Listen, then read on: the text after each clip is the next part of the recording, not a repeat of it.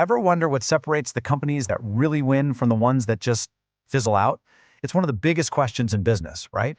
Well, the answer, more often than not, isn't just one brilliant idea. It's strategic alignment. It's having a solid blueprint that connects that big, exciting vision to real, tangible results. I mean, we've all seen this play out. A company comes out with a totally revolutionary idea, but somehow they just lose their way. And then another company, with this laser-focused sense of direction, seems to take over the world. It really proves it's not just about having a great idea, it's about having a real plan, a blueprint to make that idea reality. Just take a look at this. Kodak. They actually invented the digital camera. Can you believe that? But they were so focused on the financial success of their film business that they failed to really invest in their own future. On the flip side, you've got Tesla.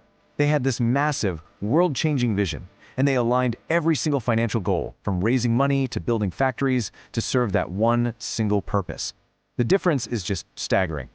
And hey, this isn't just about a few famous stories, right? The data is crystal clear. A McKinsey survey found that companies with tightly aligned strategies are 1.5 times more likely to outperform their competition. That is a huge competitive advantage, and it all comes from having a unified plan. Okay, so to really get how this all works, here's our game plan. We're going to cover the basics in charting your course, then see how we move from vision to action, check out the execution toolkit, and finally look at why strategy has to be a continuous loop. So first things first, before you can align anything, you have to know where you're going. I mean, it sounds obvious, but it all starts with your strategic intent, the absolute heart and soul of your organization's purpose. The whole journey kicks off with your vision. Think of this as your North Star. It's that big, exciting, maybe even a little scary picture of the future you're trying to build. It answers that one simple question: where are we going? Now, if the vision is your final destination, then your mission is the car you're driving to get there today. It grounds all that ambition by clearly stating who you are, what you do, and why you even exist in the first place. And Tom's Shoes is just a perfect example of a mission in action. For them, it's not some fluffy statement on a plaque in the lobby. It is their business model. It's simple, it's powerful, and it drives literally every single decision they make. So, a powerful vision and a clear mission are great, fantastic even, but how do you actually get there? The secret sauce is translating those big, beautiful ideas into specific, measurable targets. And here's where we hit a really critical distinction. Financial goals, like revenue or profit, those are lagging indicators. They tell you the results of stuff you've already done. But strategic goals, things like gaining market share or boosting customer satisfaction, those are leading indicators. They actually predict your future success. And this is why you just can't chase short-term profit and expect to win in the long run. It doesn't work that way. You have to nail your strategic goals first. Why? Because a stronger market position and happier customers are what ultimately lead to sustainable, long-term financial success. So, how do you keep an eye on both?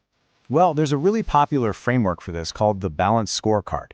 It's a tool that basically forces you to look at the whole picture, not just the money, but also your customers, your internal processes, and your team's ability to learn and grow.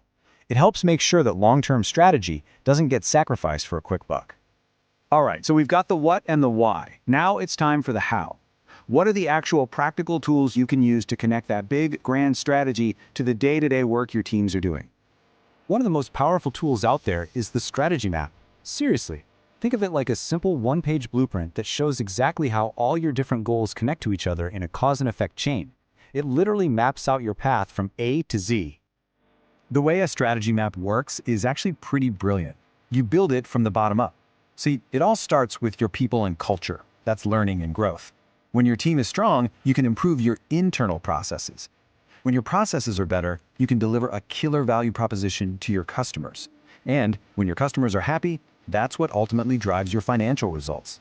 See, it shows how everything is connected. Okay, so you have this awesome map, but how do you know if you're actually moving along the path? That's where key performance indicators, or KPIs, come in. These are the specific, hard numbers that tell you if you're hitting each and every goal on your map. A really simple but super powerful way to frame this is with the OKR framework. That's objectives and key results.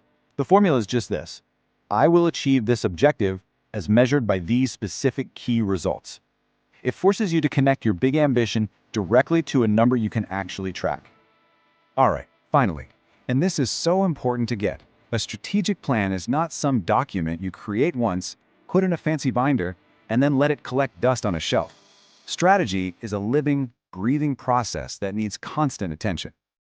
The best companies out there operate in this constant loop. They craft a strategy, they go out and execute it, they monitor their KPIs like a hawk, and then, this is the critical part, they evaluate the results and they adapt. It's a never-ending cycle of learning and getting better. So, let's bring it all home. The blueprint for success starts with a super clear why, your vision and mission. Then you translate that into action with both strategic and financial goals. You use tools like a strategy map to see the whole picture, and you measure what matters with KPIs and OKRs. And most importantly, you never stop adapting. You treat it like a continuous loop. And that really brings us to the final and maybe the most important question, something for you to think about in your own work. Is your strategy just a document, or is it the living, breathing blueprint that drives every single decision, every single day?